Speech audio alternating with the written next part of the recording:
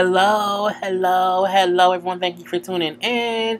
I am JayLee. This is JLeesCorner. This is my review for 90 Day Fiance The Other Way, Season 1, Episode 12. Now, look, my 90 Day Fiance before 90 days should be up. You know, YouTube has it under review, so make sure to come back and check it out. Hopefully, it's up at the same time this one is, because I've been waiting all day since like 11:30 Monday morning for them to review it. So I'm hoping that by the time y'all see this, it will be approved. So be sure to go and watch also 90 Day Fiance before the 90 days. Okay. Anyway, if you have not done so, make sure that you like this video. Okay. And just subscribe to my channel to, y'all know the deal. Let's just get to this video because it's 2 a.m. Okay, so first up we have Jenny and Submit. So Submit is still gone. Okay, Submit's still gone or whatever, and Jenny out in these streets by her lonesome. Okay, wandering around, trying to catch a taxi cab. Okay, trying to catch a little, you know, whatever them things is called. But no one will stop for her. And because she does not speak the language, she's like, you know, why won't anyone stop? Like, how do you make them stop for you? And she's like waving them down, and they just waving back. She's like, I don't know what to do. I'm like, oh my God, it's just kind of crazy. And so she's like, I want to go see if I can get a job, because I'm running out of money. So, you know, Submit isn't here. He's been gone for like a week. And, you know what I'm saying, I need to do something about this or whatever. So she gets a cab. You know, one finally stops or whatnot. And like, I need to go like to the job agency or whatever. And please don't take me to the wrong place. I'm like, oh my God, they're going to take her somewhere. But who knows where they're going to take her. So she gets to the job agency. Okay, and she looks like she really wants a job. Okay, she really wants a job or whatnot. So she go there to the place, and she doesn't speak their language. They don't speak English. So it was like, what are y'all doing? Okay, but she's like, job? Do you know what job? Be like, yeah, job. Okay, job. He's like, okay, where's your paperwork? She's like, what? He's like, you know, visa. You know, work, because you have to have a working visa to work there, or be like a citizen or whatever, or be married or whatever. And she is not any of those things, and she knows she does not have any of those things. But she's like, I can still go and ask the question to see if I can work. But the guy, like, you know, if you don't have a visa to work here, or if you're not married to somebody, you know what I'm saying, it's illegal for you to work here. And all she heard was illegal in you. And she's like, illegal? I'm not illegal. I'm like, that ain't what I'm like, it's someone. Anyway, so, you know, she like, I was like, what is ringing? It was, oh, that's the bad part about having two phones. When one alarm goes off on one of them, and it scares the crap out of me. Anyway, so, you know, he like, you know, you have to have that or you can't work. But again, she knew that, but she went there anyway. And she's like, you know, well, okay, you know, thank you, but I'll be back. You know, she's like, I realized that I can't get a job without him here, so like he needs to come home. I'm like, yes, he does. So later we do see her bring up how Submit said like it's dangerous for her to be out there at night, so she's not to leave the house at night. But she said, you know what, I have to leave the house at night. I'm going to walk and find a cyber cafe to talk to her daughter, because when it's nighttime and there, it's daytime in America. So that's the time that she has to call her daughter. So excuse me. She video chats her daughter, and she wants like a little, you know, little girl office or whatever. It looked dusty. I mean, it wasn't a Starbucks, and it was like a little laptop that had I'm like, oh my God, it's like really like a little makeshift cyber cafe or whatever. So she's able to talk to her daughter, bring up how, you know, Submit had to go back to his parents because they don't believe that he's really, you know, away at work. So he had to go back and visit them for like a week or so to have them leave him alone, and then he'll come back. And she's like, you know, what? So you're by yourself? She's like, yeah, and I'm trying to find work. I can't do that. So the dog like, I can't believe like he would just leave you there or whatever. Well, you know, he's gonna be back or whatever. You know what I'm saying? And you know what I'm saying?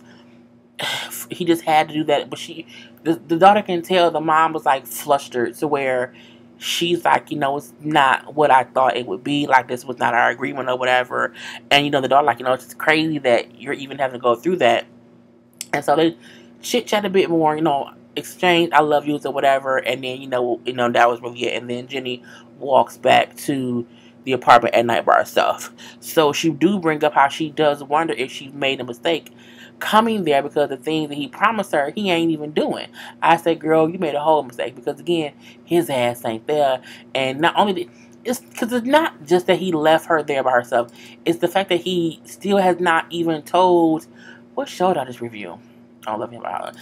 It's also that his, the family does not know that she's there. Like, he really hasn't been honest about what he's there for, and she's literally just kind of stuck in the apartment until he comes there. So she did make a whole ass mistake, because again, he ain't there for her. But I'm like, it was what it was.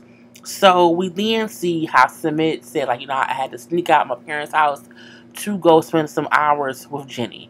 And Jenny, like, why haven't you came back? This wasn't the deal or whatever. I can't believe you're still gone. Like, it's only for a couple more days or whatever. You know what I'm saying? We'll just have to kind of work it out. Like, but let me go over here. Like, come with me so I can go over here and get a haircut and a shave or whatever. She's like, out here? And sure enough, like, outside, it's a makeshift barber chair and stuff. He gets, lined up or whatever. And so they talk. He like, so what have you been doing since I've been gone? Oh, well, I went out and looked for a job. He's like, what? You went out by yourself? She's like, yeah, because I don't have any money. Like, why do you think, why do you want to get a job? She's like, because we don't have any money and you're gone and I don't know when you come back. I have to do something. It's like, oh, you don't have to worry about that. She says, well, what else have you doing? She's like, oh, well, I also went to the cyber cafe and, talked to my daughter. He like, you went where? Like, when did you go? She's like, at night. He was like, at night? What? He like, stopped the barber. You left at night, Jenny? I told you it's not safe for you to, you can't do that. He was upset. He was pretty pissed off, if you ask me. He brings up how it was not safe for a white, blonde-haired, blue-eyed woman to be out at night there. He said it's just not safe for her, and I cannot believe you did that. She then said, if you don't come home, I'm going to keep doing it. I say, come on now, Jenny. If you don't come home, I'm going to keep doing that. If you don't want me to go out at night, if you don't want me going out by myself, then you need to come home, because you were never supposed to leave me in the apartment by myself, Sumit. And Jenny is sticking to her guns, just telling him how, she's like, I feel like I'm your mistress. He's like, what? What are you talking about? She's like, because a mistress is someone who you have held up in some apartment. You see them when you want to, and you leave when you want to, and they're always waiting for you to come back, and you hide them from everyone. It's like, you're hiding me from everyone. I'm like your little mistress. And you know what I'm saying? I'm like, Jenny, okay, Jenny. And he like, it hurts me to hear her feel like that's what she thinks she is to me, because that's not what it is or whatever. That's not how I feel for her. It just hurts my feelings, And she said, well, come home, because if you don't come home, I'm going to keep going out or whatever, you know what I'm saying? Or I will go back to America. Jimmy like, you don't play with me, boy. Anyway, Devin is going to the hospital first. Devin and Ji-hoon. Devin's going to the hospital because she, of course, is having a baby. She's having a C-section. And the parents and Ji-hoon are going to be watching from South Korea? Yeah, South Korea on video chat or whatever. Because, again, they can't be there. So, they were so nervous watching. It was hilarious how they kept, like, he was like this. And I'm like, oh, because, he having to cut her open or whatever. So she, of course, was very, very nervous going to the hospital. And it said how she, was upset and just felt bad that he could not be there and that she was having to do this on her own. I feel like that's not you can't really, you know what I'm saying, be like, oh, he's a bad person because he didn't make it back. He lives in a different country. It isn't like he lives in a different state and you can easily hop on a plane that isn't that expensive. He lives in a different country, and you ended up having to have, the C-section early. So I think, yeah, you gotta give him some slack. And again, you don't know that you've only known him for as long as you've been pregnant. So I digress. Anyway, he do say how he felt like he's a bad father because he's not there. He's not there to hold her hand and be there in the room when she has, the baby. So we see them and she's all wrapped up in the cover. She's on the surgical table or whatever. And so they're watching them like cut the belly off. Oh my God, they're cutting her up. It was just crazy. I can't watch. And then the baby is born. So baby was born. You know what I'm saying? It was a baby boy. Now Ji-hoon was very, very excited. The parents were very, very excited. They was very happy when he got here. You know what I'm saying? They were all crying. You know, Ji-hoon says how I'm excited but also heartbroken at the same time because I'm a father but I couldn't be there. So, you know what I'm saying? It's just kind of crazy for me. The parents, his parents, are like, okay, we're grandparents now. And they're also very, very happy. And so we see it's 2 weeks later. And, you know, she's still at home. And, you know, because she had to have a C-section, was all kind of stuff or whatnot. And they named the baby Taeyoung. Okay, so Taeyoung is born. He's at home. A little cutie patootie. Ain't he cute? Now, see, we know it's his baby because I kept on saying, where did the baby come out? He don't look Korean. You know, but you know what I'm saying? The baby was home. The baby was born early, so the baby was in NICU for a while. It was a little bit, you know, just a little stuff or whatever, but the baby's fine, home, and healthy, and all that. You know, she brings up how I really needed Ji-hoon here, but he wasn't, you know what I'm saying? And so I feel a little bad about that because I feel like he doesn't really, he's not really been dependable or whatever. I'm looking like he lives in a different country. He can't be here. It's like, it's no tea, no shade. He lives in a different country. It is what it is. Okay? But he's coming to town today to see the baby for the first time in plain sight. So, you know, first of all, I feel like that baby gonna be confused because the mama don't speak Korean. The parents and Ji-hoon, well, the parents don't speak English at all. Ji-hoon barely speaks English. I feel like who gonna talk to them? Like, girl, at least if they spoke each other's language, it'd be one thing. But they both speak two different languages. It's the craziest thing. But anyway, so that baby's gonna be confused. Ji-hoon get there, he's like, I can't express in words how amazing it is to hold my son, and it's an amazing feeling. But for the rest of my life, till I die, I'll always have the shame of how I wasn't there when he was born. I'm like, you were there. It's not in person, but you were there or whatever. So we see how she shows him how to hold a baby, how to change the diaper. Because he don't know any of that. He's like, oh, anus, oh, baby has big balls, big balls. I'm like, don't talk about the baby balls. Don't do that. But he's happy to be a dad. He was very, very, very, very happy. But she's apprehensive. Like, he's not dependable. And, he wasn't here. So I don't know if I can trust him. But I have to trust him because I want my son to have his father in his life. So I just have to prepare to move to Korea. Girl, from your lips to God's ears. Who was it? Tiffany and Ronald. They have been married for like a week. Okay, they're still in South Africa and they're house hunting. Okay, house hunting. Now, so to me, they're homeless because they don't know where to live. But I think they're living with his family. Now, they bring up how, Tiffany says, we've been married a week, but I feel like it's time to expand our family, you know what I'm saying, and have another baby. I'm like, you don't even have a job. Y'all don't even have somewhere to live. I don't think now it's time to be discussing new babies. And as we know, in real time, when like 2-3 episodes ago, they had a daughter. So I mean, let's hope they're not still homeless. Anyway, so she brings. I know it's crazy to be talking about having more kids, because you know what I'm saying. But it's crazy to fall in love with an addict. Yes, it's all crazy. It's something that I would not suggest anyone does. So they go house hunting, even though neither one of them has a job right now. She can't work and she's not a citizen, and he just out of rehab 2 weeks ago. So I mean, it was what it was. So when they go like a little renting agency or whatever, who's going to show them some places, they're like, where do you work? Like, what's your job? Oh, well, I'm going to get a job at the, it's at the rehab he was in. He's going to work there to help other addicts, get better or whatever. Well, how much are you going to make a month? He said, I'm going to make about 8 to 10,000 rand. 8 to 10,000 rand in South African money. In America, in our money, in U.S. currency, that's $500 to $700 a month. A month. He makes 8 to 10,000 per month, which equals out to $500 to $700 American per month.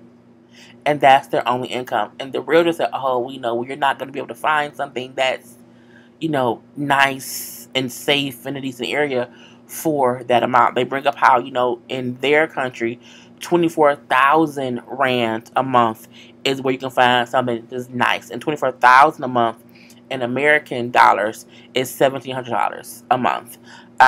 So he, I mean, they would be poor in America if that was, girl. Because even it's $500 to $700 a month, you can't live off that in America.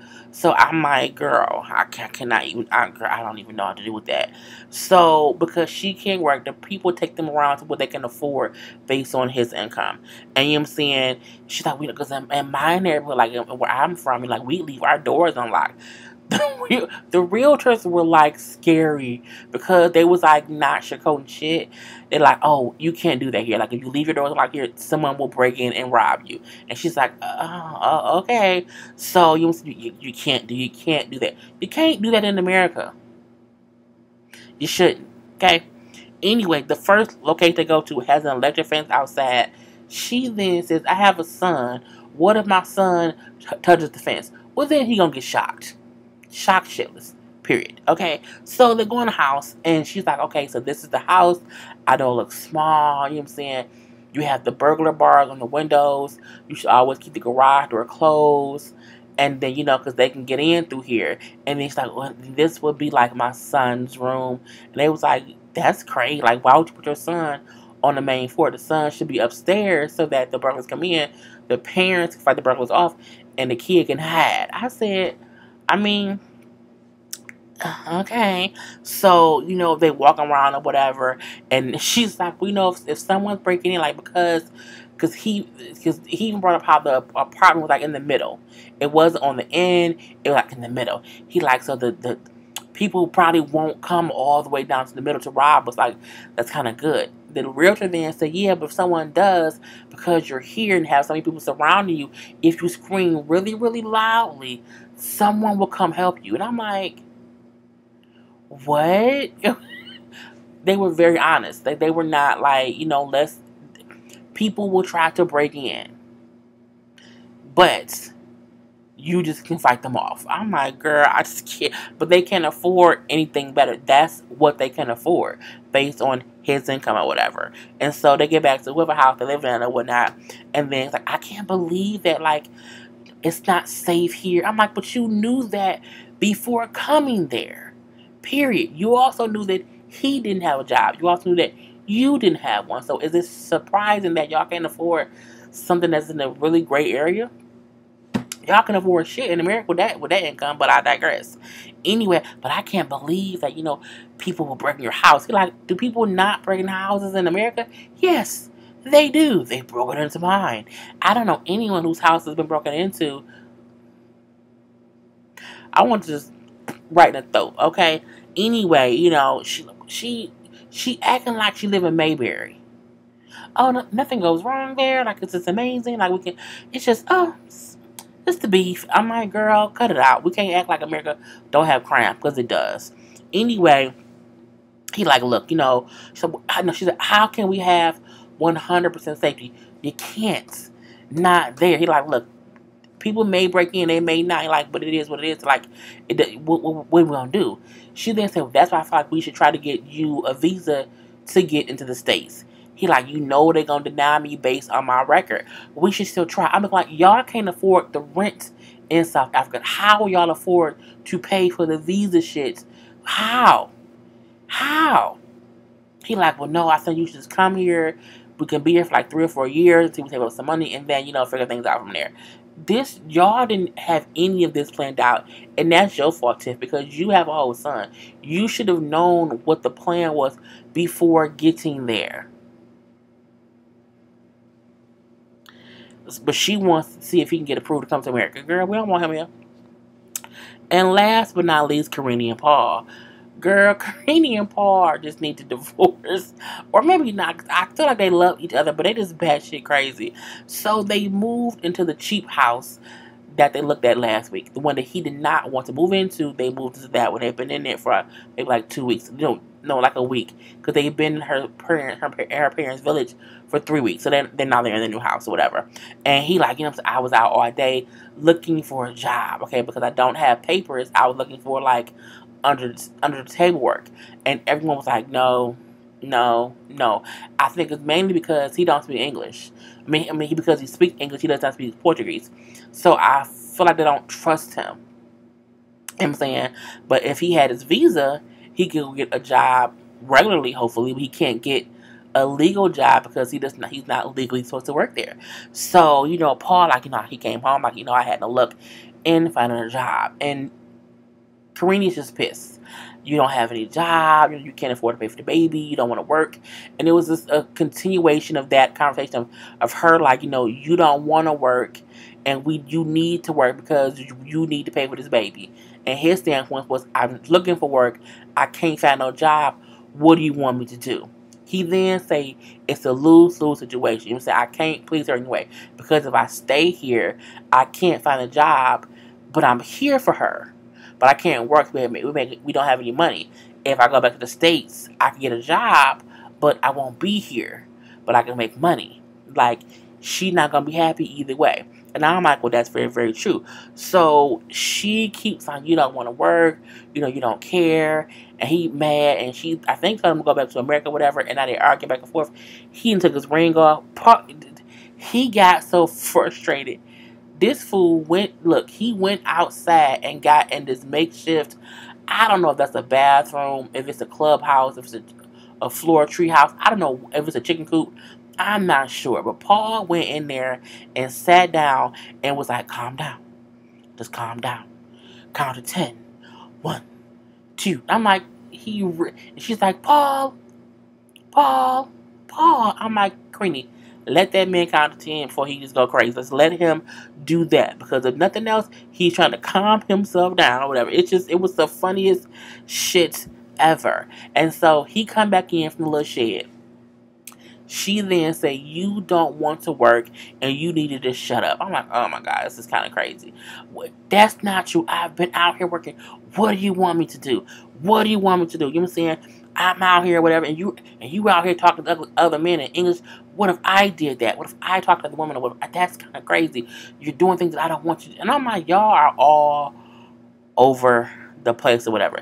She then says, you are only worried about someone treating me better than you treat me. I said, what, girl? That's your husband. You can't. He like, whatever. Took his ring off, kind of tossed it at her or whatever. And then she gave him the finger, and now she in the room crying. And he's like, I should just go back to America. Girl, they just crazy. These two do not need, girl, I don't know. Now, I know they had their baby or whatever, but, excuse me, I don't know if they're still together now, but it's team too much. It's team too much.